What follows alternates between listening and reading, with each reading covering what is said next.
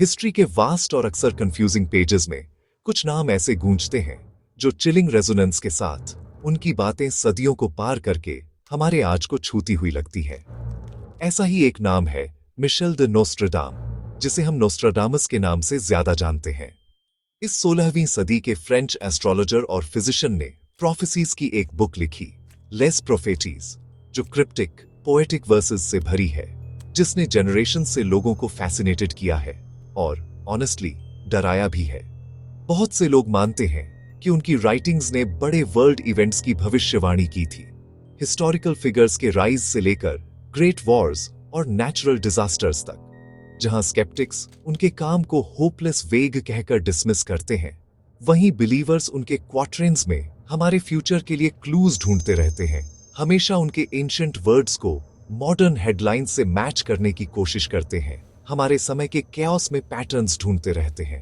इन prophecies का timeless अल्यूर Vatican की पवित्र दीवारों के अंदर रीसेंट इवेंट से फिर से जाग गया है। मई 2025 में पोप फ्रांसिस के निधन के बाद दुनिया की नजरें पेपल कॉन्क्लेव पर थीं। एक सरप्राइजिंग टर्न में कार्डिनल रॉबर्ट प्रेवोस्ट, एक अमेरिकन, को नया पॉन्टिफ चुना गया। उन्होंने पोप लियो द 14 का नाम अपनाया। यह चॉइस सिग्निफिकेंट थी, न केवल इसलिए कि वे अमेरिका से पहले पोप थे, बल्कि इसलिए भी कि उन्होंने जो नाम अपनाया, लियो, लायन के लिए लैटिन वर्ड है। अचानक नोस्ट्राडामस के काम के इंटरप्रेटर्स को एक खास ओमिनस वर्स याद आया, जिसमें दुनिया के डस्क पर थ्रोन पर एक लायन की बात की गई थी, एक ऐसा लीडर जो ग्रेट ग्लोबल टर्मोइल और अपहीवल के समय में शासन करेगा। ये कनेक्शन, हालांकि टेन्युअस, ऐसी कम्युनिटीज में बेचैनी की एक लहर दौड़ा गया जो ऐसी प्रेडिक्शंस को फॉलो करती है।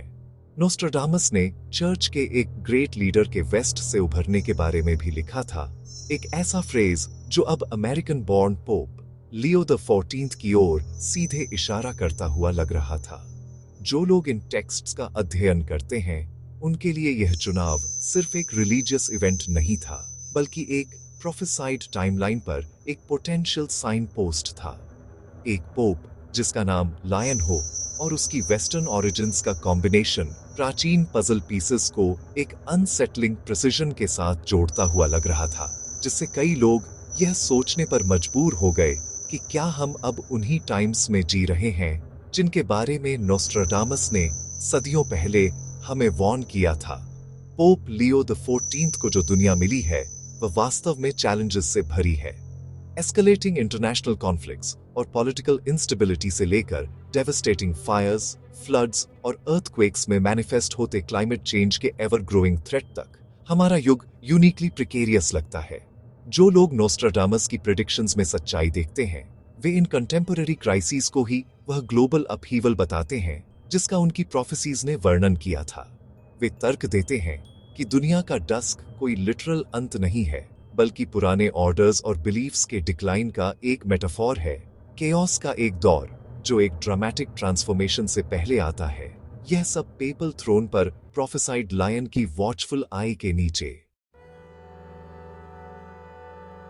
साल 2027 के आसपास का इंट्रीग सिर्फ नोस्ट्राडामस पर ही निर्भर नहीं करता। इसे एक और भी पुराने प्रेडिक्शंस के सेट से बढ़ावा मिलता है, जिसे प्रोफेसी ऑफ द पोप्स कहते हैं। इस प्रोफेसी का श्रेय सेंट मैलकी को दिया जाता है, जो 12वीं सदी के एक आयरिश आर्चबिशप थे, जिनके बारे में कहा जाता है कि उन्हें एक विजन हुआ था जिसमें उन्होंने सभी फ्यूचर पोप्स को देखा था। उन्होंने इस विजन को 112 छोटे क्रिप्टिक फ्रेजेस की एक सीरीज के रूप में रिकॉर्ड किया। हर एक फ्रेज एक फ्यूचर पॉन्टिफ का वर्णन करता है। सदियों से इंटरप्रेटर्स ने इतिहास के हर पोप को मैलकी के एक फ्रेज से जोड़ने की कोशिश की है। उदाहरण के लिए, पोप जॉन पॉल II को द लाबर सोलिस या of the labour of the sun phrase से जोड़ा गया था, क्योंकि उनका जन्म सोलर इक्लिप्स के दिन हुआ था और वे एक ग्रेट ट्रैवलर थे। यह प्रोफेसी 112वें और अंतिम पोप के साथ अपने ड्रामेटिक कंक्लूजन पर पहुंचती है, जिसे पेट्रस रोमानोस या पीटर द रोमन के रूप में वर्णित किया गया है। टेक्स्ट के अनुसार यह अंतिम पोप कई ट्रिब्यूलेशंस के बीच अपने फ्लॉक को फीड करेगा, जिसके बाद 7 हिल्ड सिटी नष्ट हो जाएगा और ड्रेडफुल जज लोगों का न्याय करेगा। इस अपोकलिप्टिक एंडिंग ने कई लोगों को यह विश्वास दिलाया है कि मैलकी की लिस्ट में अंतिम पोप का शासनकाल दुनिया के अंत के साथ मेल खाएगा, जैसा कि हम इसे जानते हैं। पोप लियो द 14 के हालिया चुनाव ने प्रोफेसी एंथुसियास्ट्स को अपनी पहचान की जांच करने के लिए प्रेरित किया है। इस अंतिम ominous figure Peter the Roman से किसी भी संबंध की तलाश में, जबकि नए पॉन्टिफ का नाम पीटर नहीं है और वे अमेरिकन हैं, रोमन नहीं। कुछ लोगों ने सिंबॉलिक कनेक्शंस पाए हैं। वे तर्क देते हैं कि पीटर द रोमन नाम लिटरल नहीं हो सकता है।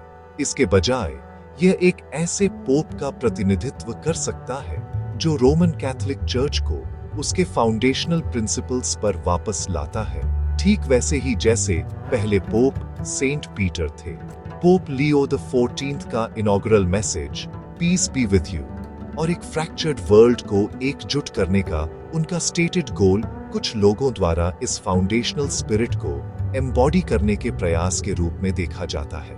रोमन एस्पेक्ट उनका सुझाव है बस रोमन कैथोलिक चर्च के अंतिम टर्बुलेंट चैप्टर के दौरान उनके नेतृत्व को संदर्भित कर सकता है, एक कर्तव्य जो अब लियो द 14 के कंधों पर है। हालांकि सेंट मैलकी की प्रोफेसी की ऑथेंटिसिटी इतिहासकारों और थियोलॉजियंस के बीच इंटेंस डिबेट का विषय है। कई स्कॉलर्स तर्क देते हैं कि 1590 तक के पोप्स से संबंधित प्रोफेसीज रिमार्केबली एक्यूरेट हैं, लेकिन उसके बाद की प्रोफेसीज वेग और कम कन्विंसिंग हैं। इससे एक वाइडली हेल्ड थ्योरी सामने आई है कि यह डॉक्यूमेंट 12वीं सदी का विजन नहीं बल्कि 16वीं सदी की फॉर्जरी है, जिसे 1590 में एक स्पेसिफिक पेपल इलेक्शन को प्रभावित करने के लिए बनाया गया था। इसकी उत्पत्ति के बारे में इन गंभीर संदेहों के बावजूद प्रोफेसी की पब्लिक इमेजिनेशन को मोहित करने की शक्ति वैसे ही बनी हुई है, खासकर जब इसका ड्रामेटिक फिनाले हर नए पोप के साथ और करीब आता हुआ लगता है। साल 2027 का लूमिंग सिग्निफिकेंस कोई रैंडम डेट नहीं है जिसे हवा में से निकाल लिया गया हो। यह सेंट मैलकी की प्रोफेसी ऑफ द पोप्स की टाइमलाइन से जुड़ी एक स्पेसिफिक और काफी कॉम्प्लेक्स कैलकुलेशन का नतीजा है। इंटरप्रेटर्स जिन्होंने टाइमलाइन की स्ट्रक्चर में गहराई से अध्ययन किया है, उनका मानना है कि उन्हें एक हिडन क्रोनोलॉजिकल की मिली है। यह कैलकुलेशन पोप सिक्सटस द फिफ्थ के पेपेसी का उपयोग करती है, जिन्होंने 1585 से शासन किया था, प्रोफेटिक सीक्वेंस में एक क्रूशियल मिड पॉइंट के रूप में। यह थ्योरी मानती है कि प्रोफेसी की कुल अवधि इसकी शुरुआत से लेकर इसके एपोकलिप्टिक अंत तक इस सेंट्रल पॉइंट के आसपास सिमेट्रिकल है। उनके शासनकाल से पहले के समय को मापकर वे समान मात्रा में समय आगे प्रोजेक्ट करते हैं। यह मेथड सीधे 2027 तक ले जाती है। यह कैलकुलेशन, जिसमें 1585 में पोप सिक्सटस द फिफ्थ के पेपेसी की शुरुआत में 482 साल जोड़े जाते हैं, 2027 को उस साल के रूप में पिन पॉइंट करती है जब प्रोफेटिक टाइमलाइन समाप्त होने वाली है। जो लोग इस इंटरप्रिटेशन को मानते हैं, उनके लिए यह डेट पेपेसी के संभावित अंत, मैलकी द्वारा वर्णित रोम के विनाश और अंतिम जजमेंट की शुरुआत को चिह्नित करती है। इस स्पेसिफिक डेट का नोस्ट्राडामस के डिस्क्रिप्शन से मेल खाते हुए एक पोप के हालिया चुनाव के साथ मिलन ने एपोकलिप्टिक स्पेकुलेशन का एक परफेक्ट स्टॉर्म बना दिया है, जिससे 2027 दुनिया भर के कई लोगों के लिए डर और फैसिनेशन का एक फोकल पॉइंट बन गया है। एक स्पेसिफिक एंड डेट का विचार अविश्वसनीय रूप से पावरफुल है, क्योंकि यह फ्यूचर के बारे में एब्स्ट्रैक्ट फियर्स को एक टैंजिबल फॉर्म देता है। सामान्य ग्लोबल इंस्टेबिलिटी के बारे में चिंता करना एक बात है, लेकिन कैलेंडर पर एक स्पेसिफिक साल को सर्कल करना पूरी तरह से दूसरी बात है। यह स्पेसिफिसिटी थ्रेट को ज्यादा इमीडिएट और रियल महसूस कराती है।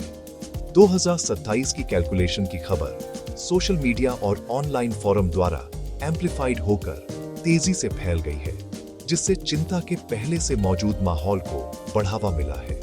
लोग हर जगह साइंस देखने लगते हैं। हर बड़े पॉलिटिकल इवेंट, नेचुरल डिजास्टर या सोशल शिफ्ट को एक कॉन्फर्मेशन के रूप में इंटरप्रेट करते हैं कि घड़ी वास्तव में एक प्रोफेसाइड कंक्लूजन की ओर बढ़ रही है। हालांकि यह याद रखना महत्वपूर्ण है कि यह पूरी टाइमलाइन इंटरप्रिटेशंस और असम्पशंस की एक सीरीज पर आधारित है। पोप सिक्सटस द फिफ्थ को मिड पॉइंट के रूप में चुनना अपने आप में एक इंटरप्रिटेशन है, मूल टेक्स्ट में स्पष्ट रूप से कहा गया तथ्य नहीं। ये कैलकुलेशन एक आधुनिक कंस्ट्रक्ट है, एक मिस्टिकल और डीपली एम्बिगुअस डॉक्यूमेंट पर एक लॉजिकल ऑर्डर थोपने का एक प्रयास। मेन स्ट्रीम हिस्टोरियंस और रिलीजियस स्कॉलर्स ऐसे डेट सेटिंग को स्पेक्युलेटिव न्यूमरोलॉजी का एक रूप मानते हैं, न कि क्रेडिबल एनालिसिस। वे ऐसी प्रेडिक्शंस को शाब्दिक रूप से लेने के खिलाफ चेतावनी देते हैं, इस बात पर जोर देते हैं कि प्रोफेसी का वास्तविक मूल्य अक्सर इसके मॉरल या स्पिरिचुअल मैसेज में निहित होता है, न कि डूम्सडे के लिए एक स्पेसिफिक कैलेंडर डेट की भविष्यवाणी करने की इसकी क्षमता में। जब ऐसी ड्रामेटिक और अनसेटलिंग प्रेडिक्शंस का सामना होता है तो बेचैनी महसूस करना स्वाभाविक है।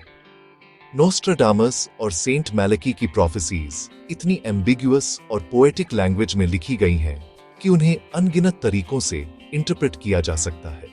यह वेगनेस ही उन्हें उनकी एंड्यूरिंग पावर देती है। एक वर्स जो एक सदी में आग का वर्णन करता हुआ लगता है, उसे अगली सदी में युद्ध का वर्णन करने के लिए री इंटरप्रेटेड किया जा सकता है। स्केप्टिक्स और हिस्टोरियंस सही कहते हैं कि यह कॉन्फर्मेशन बायस का एक क्लासिक केस है।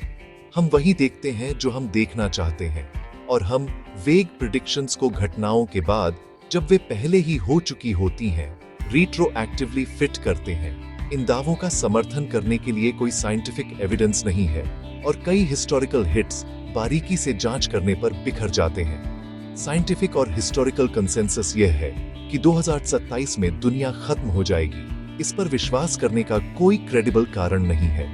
जियोलॉजिस्ट्स, एस्ट्रोनॉमर्स और अन्य वैज्ञानिक जो ह्यूमैनिटी के लिए एग्जिस्टेंशियल रिस्क्स का अध्ययन करते हैं, वे एस्ट्रॉयड इंपैक्ट्स, सुपर वॉल्केनोज या मैन मेड डिजास्टर्स जैसे टैंजिबल थ्रेट्स पर ध्यान केंद्रित करते हैं, न कि 16वीं सदी की पोएट्री की इंटरप्रिटेशंस पर। इसी तरह मेन स्ट्रीम थियोलॉजियंस और मेजर फेथ्स के रिलीजियस लीडर्स, जिनमें कैथोलिक चर्च भी शामिल है, इन अपोकलिप्टिक टाइमलाइंस का समर्थन नहीं करते हैं।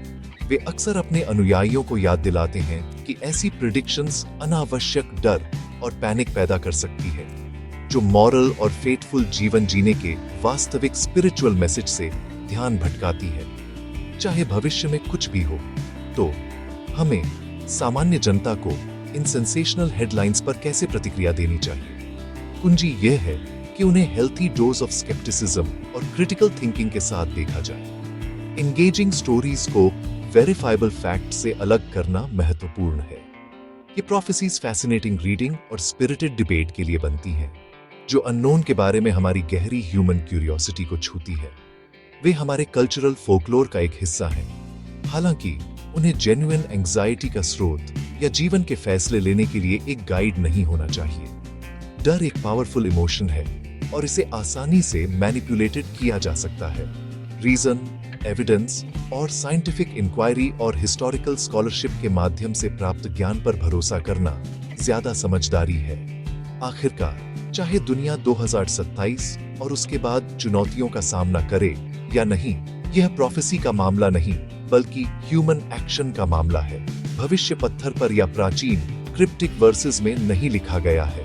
इसे हर दिन हमारे द्वारा किए गए चॉइसेस, हमारी दिखाई गई कंपैशन और हमारी दुनिया के सामने आने वाली बहुत वास्तविक समस्याओं, क्लाइमेट चेंज से लेकर सोशल इनजस्टिस तक, को हल करने के हमारे कलेक्टिव एफर्ट से आकार दिया जाता है।